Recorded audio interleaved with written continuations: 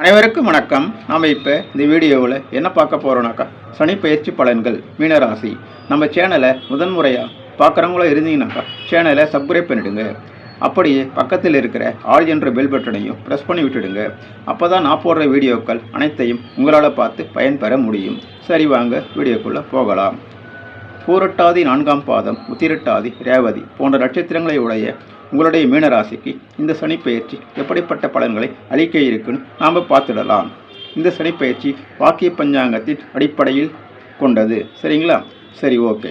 அதாவது தமிழ் மாசி 22ஆம் தேதி, ஆங்கிலம் 2026ஆம் ஆண்டு மார்ச் 6ஆம் தேதி சனி பகவான் கும்ப ராசியில் இருந்து மீனராசிக்குள் பிரவேசிக்கின்றார்.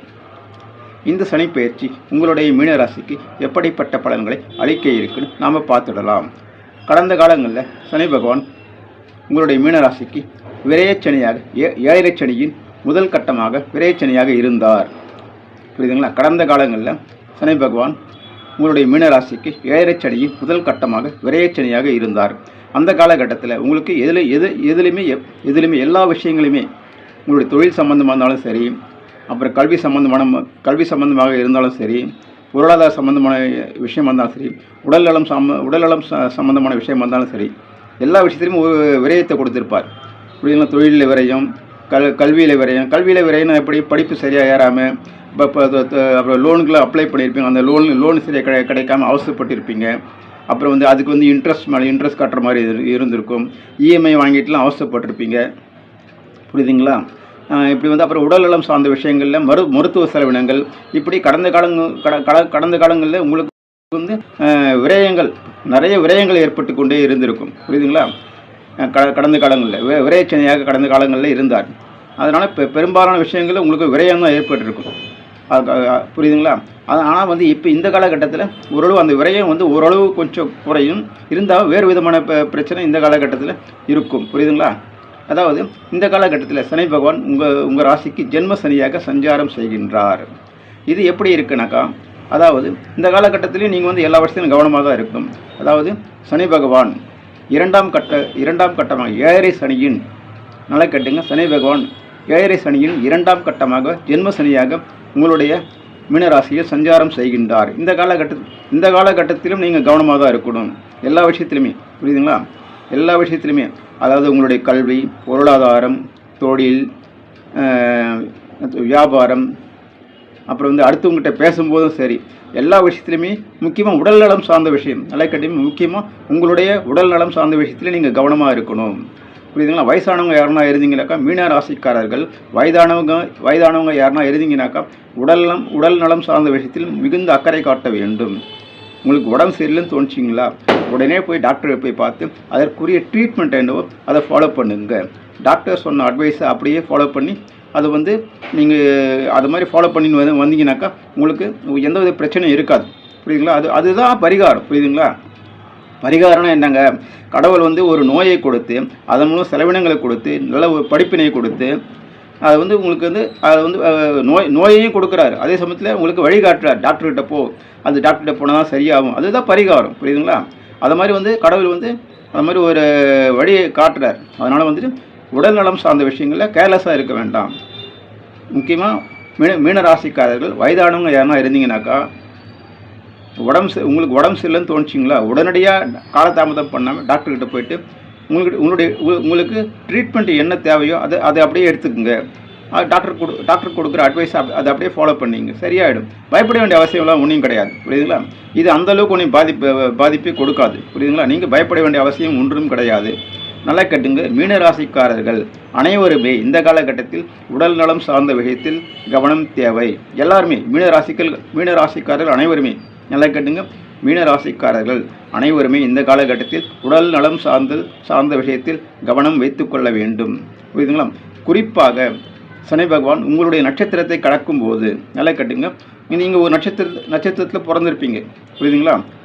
அதாவது இந்த 3 நட்சத்திரத்தை ஏதாவது ஒரு நட்சத்திரத்தில் பிறந்திருப்பீங்க. பூரட்டாதி 4ஆம் பாதம், உத்திரட்டாதி, ரேவதி. இந்த நட்சத்திரத்தில் ஏதாவது ஒரு நட்சத்திரத்தில் நீங்கள் பிறந்திருப்பீங்க. அந்த நட்சத்திரத்தில் சனி பகவான் கடக்கும் காலகட்டத்தில் நீங்கள் உடல் நலம் சார்ந்த விஷயத்தில் ரொம்ப கவனமாக இருக்கணும். புரியுதுங்களா?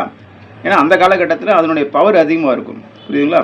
அதனால தான் சொல்கிறேன், நீங்கள் அந்த காலகட்டத்தில் உங்களுடைய உடல்நலம் சார்ந்த விஷயத்தில் மிகுந்த கவனத்துடன் செயலாற்ற வேண்டும். புரியுதுங்களா? அதாவது அந்த உங்களுடைய உணவு கட்டுப்பாடு இருக்கணும். அந்த காலகட்டத்தில் உங்களுடைய டாக்டர் என்ன சொல்கிறாரோ, உங்களுடைய டாக்டர் அறிவுரைப்படி கேட்டு நடக்க வேண்டும். சில பேர் வந்து சொல்லுவாங்க, டாக்டர் அப்படி தான் சொல்லுவார் அப்படி சொல்லிட்டு இவங்க பாட்டுன்னு ஏதோ பண்ணிட்டு இருப்பாங்க. புரியுதுங்களா? சில பேர் சுகர் இருக்கும், டாக்டர் வந்து சொல்லுவாங்க இதை சாப்பிடாதீங்க, அதை சாப்பிடாதீங்க, கண்ட்ரோலாக இருங்க அப்படின்னு சொல்லுவாங்க. ஆனால் வந்து இவங்க அதெல்லாம் வந்து கண்டுக்க மாட்டாங்க. அவர் டாக்டர்னு அப்படி தான் சொல்லுவார் அப்படி சொல்லிட்டு கேர்லெஸ்ஸாக இருப்பாங்க. அது மாதிரி கேர்லெஸ்ஸாக இருக்க வேணாம். முக்கியமாக வயதானவங்க யாருன்னா மீன ராசிக்காரங்க யாருன்னா இருந்தீங்கன்னாக்கா கொஞ்சம் கண்ட்ரோலாக இருந்து உணவு விஷயத்துலையும் கண்ட்ரோலாக இருங்க. உங்களுடைய டாக்டர் அதை கேட்டுங்க. மீன ராசிக்காரர்கள் அனைவருமே உடல்நலம் சார்ந்த விஷயத்தில் கவனமாக இருக்க வேண்டும். உங்களுடைய டாக்டர் அவர் என்ன அட்வைஸ் கொடுக்குறாரோ அதை அப்படியே ஃபாலோ பண்ணிங்க. கேர்லெஸ்ஸாக இருக்க வேண்டாம். புரியுதுங்களா? அதாவது பரிகாரம்னு பார்க்க போனால் கோயிலுக்கு சென்று வணங்குதல் நல்லது தான். புரியுதுங்களா? கோயிலுக்கு சென்று இறை வழிபாடு செய்வது என்பது நல்ல விஷயம். அதை செய்யுங்க. அப்புறம் வந்து உங்கள் டாக்டர் கொடுக்குற அட்வைஸையும் ஃபாலோ பண்ணுங்கள். சரிங்களா? கோயிலுக்கு அது வந்து இந்த காலகட்டத்தில் வந்து கெட்ட பழக்க வழக்கங்கள் எதனா உங்ககிட்ட இருந்தாக்கா அதை அப்படியே விட்டுடுங்க, இன்னையோட மறந்துடுங்க. அதுதான் நல்லது. புரியுதுங்களா? ஜோதிடம் என்பது ஒரு வழிகாட்டி. நல்லா கேட்டுங்க. ஜோதிடம் என்பது ஒரு வழிகாட்டி. இந்த ஜோதிடத்தில் இந்த பிரச்சனை இருக்குது, நீ கொஞ்சம் பார்த்து நடந்துங்கப்பா அப்படின்னு நாங்கள் ஜோதிடர்கள் சொல்கிறோம். கடவுள் வந்து எங்கள் மூலிமா சொல்ல வைக்கிறார். புரியுதுங்களா? அதனால் நீங்கள் எப்படி இந்த காலகட்டத்தில் அதாவது வருவதை தடுக்க முடியாது. நல்லா கேட்டுங்க. மழை வருவது தடுக்க முடியுமா? வெள்ளம் வருவதை தடுக்க முடியுமா? இயற்கையினுடைய சீற்றங்களை நம்மால் தடுக்கவே முடியாது. புரியுதுங்களா? அதாவது அவரவர் கர்ம வினைகளுக்கு ஏற்றவாறு என்ன பலாபலங்கள் கிடைக்கும் அது கண்டிப்பாக கிடைத்தே தீரும். புரியுதுங்களா? ஆனால் இதை கண்டு பயப்பட வேண்டிய அவசியம் கிடையாது. ஏன்னா நல்லா ஒரு கேட்டுங்க, சனி பகவான் என்பவர் நீதிமான். கேட்டுங்க, சனி பகவான் என்பவர் நீதிமான். அவரவர் கர்ம வினைகளுக்கு ஏற்றவாறு, புரியுதுங்களா, அது பலாபலங்களை கொடுக்கக்கூடியவர். அந்த ராசிக்காரங்களுக்கு ஒரு மாதிரி, இந்த ராசிக்காரங்களுக்கு ஒரு மாதிரி, அப்படியெல்லாம் ஒன்றும் கிடையாது. புரியுதுங்களா? அவரவர் கர்ம வினைகளுக்கு ஏற்ற மாதிரி சனி பகவான் பலாபலன்களை கொடுக்கக்கூடியவர். நல்ல பலன்களையோ அல்லது பாதிப்பை ஏற்படுத்தக்கூடிய பலன்களையோ கொடுக்கக்கூடியவர். இது அவரவர் கர்ம வினையை பொறுத்த விஷயம்தான். புரியுதுங்களா? அதாவது இந்த காலகட்டத்தில் உங்களுடைய தசாபுத்தி நல்லா இருந்தால் இந்த ஜென்மசனி அந்தளவுக்கு ஒன்றும் பாதிப்பு இருக்காது. தசாபுக்தி அந்தளவுக்கு சரியில்லைன்னா கொஞ்சம் பாதிப்பு கொஞ்சம் இருக்கிற மாதிரி தெரியும். ஆனால் அதுக்கேற்ற மாதிரி நம்ம தெய்வ வழிபாடு செய்யணும். டாக்டர்கிட்ட போயிட்டு அதற்கு ஒரு ட்ரீட்மெண்ட் என்னவோ அதெல்லாம் ஃபாலோ பண்ணிக்கலாம். புரியுதுங்களா? இது மாதிரி வந்து அப்புறம் வந்து கெட்ட பழக்க வழக்கங்கள் இருந்தால் அதை விட்டு விடுவது நல்லது. அப்புறம் யோகா, தியானம் போன்ற நல்ல விஷயங்களை ஃபாலோ பண்ணுங்கள். அதாவது நல்லா கட்டுங்க, வருவதை தடுக்க முடியாது. புரியுதுங்களா? பரிகாரம்னு பார்க்க போனால் தெய்வ வழிபாடுக்கு இறைவனை சரணாகதி அடைவது தான் நல்லது. புரியுதுங்களா? இதுதான் நல்லது. இது மாதிரி ஃபாலோ பண்ணிக்கோங்க. அதாவது வந்துட்டு இந்த காலகட்டத்தில் வந்துட்டு நாம் வந்துட்டு அதாவது இப்போ என்ன நடக்குமோ அதை வந்து நம்ம தடுக்க முடியாது. இயற்கையை தடுக்க முடியுங்களா? மழை வருவது தடுக்க முடியுங்களா? இயற்கை சீற்றங்களை தடுக்க முடியுங்களா? முடியாது. அதே போன்று தான் இந்த மாதிரி சில அந்த பரிகாரம் பண்ணால் சரியாயிடும், இந்த பரிகாரம் பண்ணால் சரியாயிடும். புரியுது? இறை வழிபாடு என்பது தான் நல்ல பரிகாரம். புரியுதுங்களா? நீங்கள் எந்த கோயிலுக்கு வேணால் போங்க, இறைவனை வழிபடுங்க, தீபம் போடுங்க, காக்கைக்கு எல் சாதம் வைங்க. இதெல்லாம் நல்ல விஷயம்தான், ஃபாலோ பண்ணுங்க. அப்புறம் சனி பகவான் இருக்கிற கோயிலுக்கு சென்று நல்லெண்ணெய் வாங்கி கொடுங்க. இது வந்து நல்ல விஷயம்தான். புரியுதுங்களா? தொழில் ரீதியாக கஷ்டப்படுறவங்க சனி பகவானுக்கு நல்லெண்ணெய் வாங்கி கொடுங்க. அது வந்து தொழில் ரீதியான விஷயங்களுக்கு நல்லாயிருக்கும். புரியுதுங்களா? இதெல்லாம் செய்யலாம். இறை வழிபாடு என்பது நல்ல விஷயம்தான். பரிகாரம் என்பது ஓரளவுக்கு கொஞ்சம் வேலை செய்யும், அது உண்மைதான். பரிகாரம் என்பது இருக்குது, அது வந்து ஓரளவுக்கு வேலை செய்யும் என்பது உண்மைதான். புரியுதுங்களா? ஆனால் வந்து சில விஷயங்களுக்கு பரிகாரம் வேலை செய்யாது. ஏன்னா சில பேர் போன பிறவியில் மோசமான கர்ம வினைகளை பண்ணியிருப்பாங்க. அவங்களுக்கு வந்து அவங்க வந்து என்ன பண்ணணும்? இறைவனை சரணாகதி அடையணும். வேறு வழியே கிடையாது. வருவது வந்தே தீரும். அதனால் வந்துட்டு இந்த காலகட்டம் இந்த நிமிஷம் முதல் நீங்கள் எப்படி நடந்துங்கன்னாக்கா, கெட்ட பழக்க வழக்கங்கள் இருந்தாக்கா அதை அப்படியே இன்னையோட மறந்துடுங்க, விட்டுடுங்க. அப்புறம் வந்து சாத்வீகமான உணவு, நல்ல உணவு சாப்பிடுங்க, சத்துள்ள உணவு சாப்பிடுங்க. அப்புறம் யோகா, தியானம், ஆன்மீகம் போன்ற நல்ல விஷயங்களை ஃபாலோ பண்ணுங்கள். இதை மாதிரி நீங்கள் இருந்தீங்கன்னாக்கா வருவதை சமாளிக்கலாம், அவ்வளோதான். புரியுதுங்களா? அதாவது மழை வந்தால் கொடை பிடிச்சிக்கலாம், வெள்ளம் வந்தால் அந்த இடத்துல வந்து வேறு இடத்துக்கு நம்ம பாதுகாப்பான இடத்துக்கு போகிறோம் இல்லையா? அதே மாதிரி தான். புரியுதுங்களா? ஜோதிடம் என்பது ஒரு வழிகாட்டி, நம்ம தான் வந்து பார்த்து நடந்துக்கணும். புரியுதுங்களா? அதனால் வருவதை தடுக்க முடியாது. அவரவர் கர்ம வினைகளுக்கு ஏற்ற மாதிரி சனி பகவான் பலாபலங்களை கொடுக்கக்கூடியவர். அதை புரிஞ்சுக்குங்க. ஆனால் அதுக்கேற்ற மாதிரி நம்ம வந்துட்டு அதுக்கேற்ற மாதிரி நம்ம வந்து நல்ல விஷயங்களை ஃபாலோ பண்ணி அந்த அந்த அதாவது கடுமையான பலன்களிலிருந்து ஓரளவுக்கு நம்ம வந்து நம்ம காத்துக்கொள்ள முடியும். அதாவது எப்படின்னாக்கா நல்ல பழக்க வழக்கங்களை ஃபாலோ பண்ணிங்கனாக்கா நமக்கு வந்துட்டு அந்த பாதிப்பு அந்த அளவுக்கு தெரியாது. புரியுதுங்களா? இதுதான் பாயிண்ட். புரியுதுங்களா? இது சரி, இதை ஃபாலோ பண்ணிங்க, சரி, ஓகே. இதை மாதிரி நீங்கள் எல்லா விஷயத்திலையும் பார்த்து கவனமாக நடந்து கொள்ள வேண்டும். உங்களை தொழில் சம்மந்தமான விஷயமா இருந்தாலும் சரி, உடல்நலம் சார்ந்த விஷயமா இருந்தாலும் சரி. ஆனால் பயப்பட வேண்டிய அவசியம் கிடையாது. இது நல்லா கேட்டுங்க, பயப்பட வேண்டிய அவசியம் கிடையாது. எல்லா மனிதர்களுக்குமே 7.5 சனி பாதிப்பு என்பது வரதா செய்யும். அதாவது 30 ஆண்டுக்கு ஒரு முறை எல்லா மனிதர்களுக்குமே 7.5 சனி என்பது வரதா செய்யும். 7.5 சனி என்பது விரயச்சனி, ஜென்மசனி, அதாவது பாதசனி, இது 3 கட்டங்களாக செயல்படும். புரியுதுங்களா? எல்லா மனிதர்களுக்குமே 7.5 சனி என்பது வரத்தான் செய்யும். பாதிப்பு என்பது அவரவர் கர்ம வினைகளுக்கு ஏற்ற மாதிரி இருக்கத்தான் செய்யும். புரியுதுங்களா? ஆனால் அதை கண்டு பயப்பட வேண்டிய அவசியம் கிடையாது. ஏன்னா சனி பகவான் நீதிமான். அவர் நீதிக்குட்பட்டு அவரவர் கர்ம வினைகளுக்கு ஏற்றவாறு நல்ல பலன்களையோ அல்லது பாதிப்பை ஏற்படுத்தக்கூடிய பலன்களையோ கொடுக்கக்கூடியவர். அதனால் நீங்கள் பயப்பட வேண்டிய அவசியம் கிடையாது.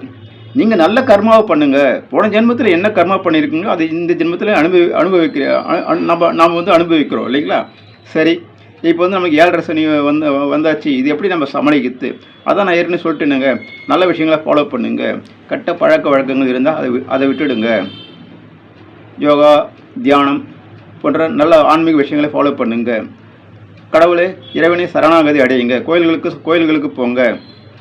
இது மாதிரி நல்ல விஷயங்களை ஃபாலோ பண்ணிங்கனாக்கா ஓரளவுக்கு அந்த தாக்கத்திலிருந்து, அதாவது நம்மை காத்துக்கொள்கிற மாதிரி.